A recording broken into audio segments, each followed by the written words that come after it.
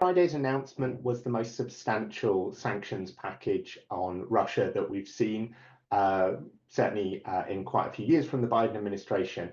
I think what we're seeing is twofold. Firstly, these are the last days that Biden has before he hands over to President-elect Trump. And so his team is looking to take as many steps as they can to strengthen Ukraine's position and perhaps even to try and limit the scope for the Trump administration to roll back or to soften the US stance on Russia. The second is that the Biden team sees an oil market that they believe is loose enough to allow them to be tougher on Russia without too much risk of pushing oil prices higher.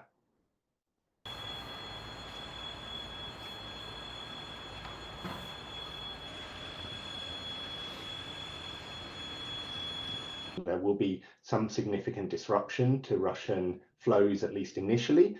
We think that could be up to 1 million barrels a day of Russian crude exports that are disrupted, at least at first.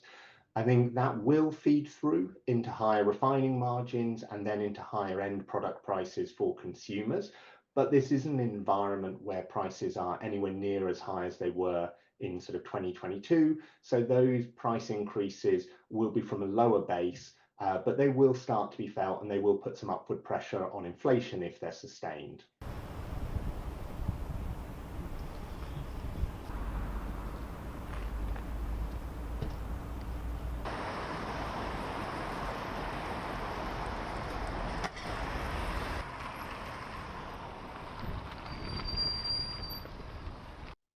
I mean, this is definitely a shift in policy in the last days of the Biden administration. We've seen, and the market has got very used to, the Biden White House always prioritizing avoiding disruption to oil supplies over the other political goals of putting pressure on Russia, putting pressure on Iran.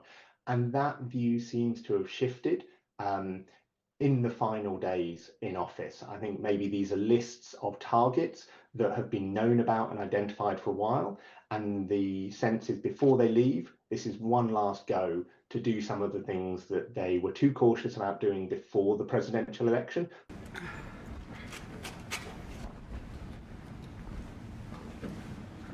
That's why we supported just and lasting peace, one that respects Ukrainian sovereignty. I felt trust between us, and it allowed us to have a frank and constructive dialogue with the president, and this trust. It's widely known that the Trump administration maybe has differing views and tactics when it comes to Russia-Ukraine, but I think those differences are sometimes overstated. I think Trump still wants to put pressure on Russia, and he may view this sanctions package as somewhat helpful in creating leverage that he can then translate into negotiations over the course of this year.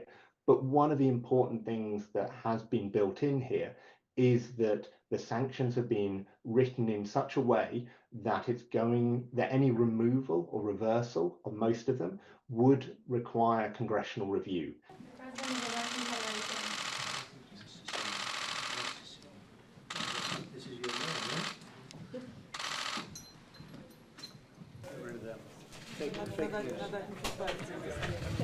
You don't have a problem in Russia. We have. You don't have. You might have. You still have.